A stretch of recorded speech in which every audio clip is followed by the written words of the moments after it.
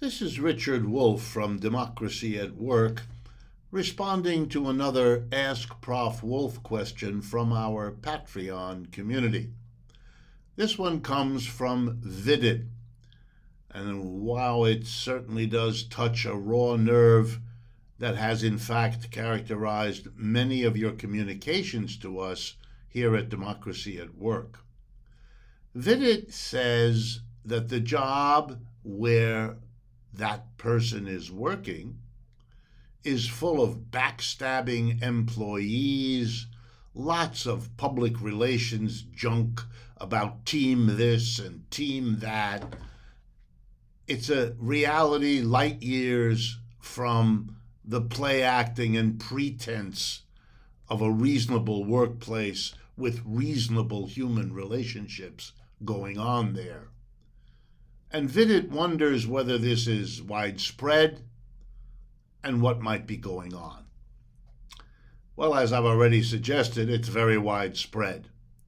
We're hearing about it all the time. There's even statistical empirical evidence.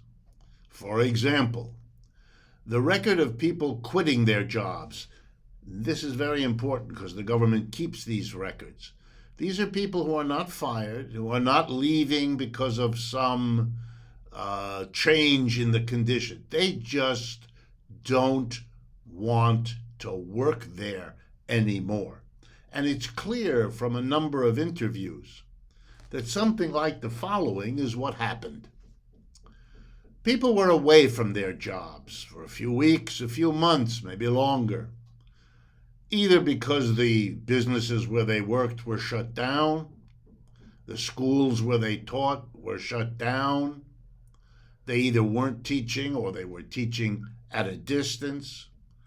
COVID made their work at the old workplace too dangerous. For all these and related reasons, people spent a good bit of time, here we go, away from their workplaces, away from the toxic, Vidit's term, atmosphere.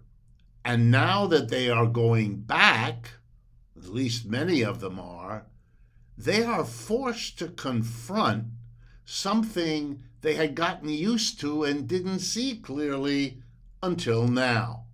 That the workplace is full of fakery, is very toxic, drains your mind, your energy, your enthusiasm, your personality. And they don't want it. They walk away from it. They resist. They fight. They quit their job. There's more evidence. We're seeing more strikes. We're seeing more efforts to form unions. Workers are waking up. The labor movement is moving again.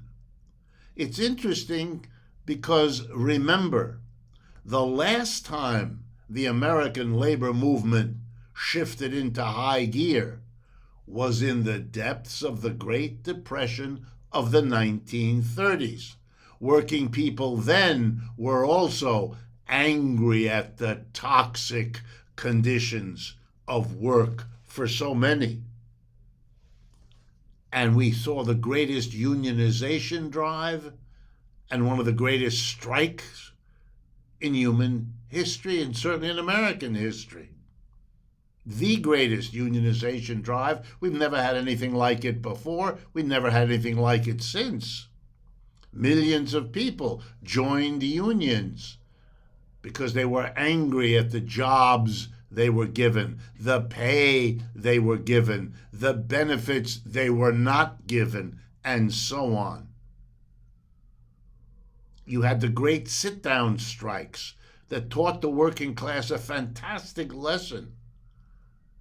You can stay in the workplace. Why are you leaving? You're the majority. Why are the owners staying? They're the minority. Where's the democracy here? And if you sit down in the workplace, as those famous auto workers in Flint, Michigan did back in the mid-30s, you can get a better deal. The owners understand that if you're sitting in, you can do a lot more damage than if you're striking outside, can't you? And they're worried, and they always have been. But I want to add another dimension to Vidit's good question about the toxic workplace. In my judgment, American capitalism is in terrible shape. It is declining. Its 100-year period of dominance in the world is coming to an end. It's being replaced by China's dominance, which is relentlessly growing. Ironically, with the help of all those American, British, French, and German companies that are moved to China over the last 30 years, and that helped what the Chinese were already doing for themselves, which is a record of economic development we've never seen before in human history. American companies are in trouble. They also didn't make much money, many of them, during the pandemic of the last 2 years. So they're eager to catch up. So they're doing all the things they can to lower their labor costs, to take away things they gave their workers, to jack up their prices. That's the inflation we're talking about. And yeah, squeezing and making even more toxic the workplace to get more profits out of them. You're feeling what is very real, and it comes right out of the profit-driven logic of this system. The people in charge earn the profits. That's what they care about. That's why profit is the bottom line. That your situation is unbearable, toxic, damaging, stressful, and so on is of no major interest to them.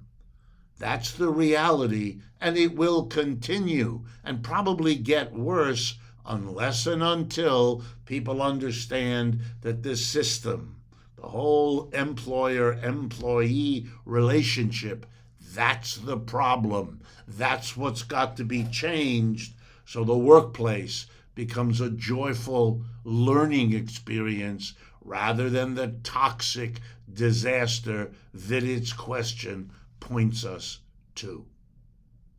If analyses like these are of interest, if you think it's worth bringing them to the American people, partner with us, spread the word, share this video, and find ways, if you can, to support what we do to whatever extent you can.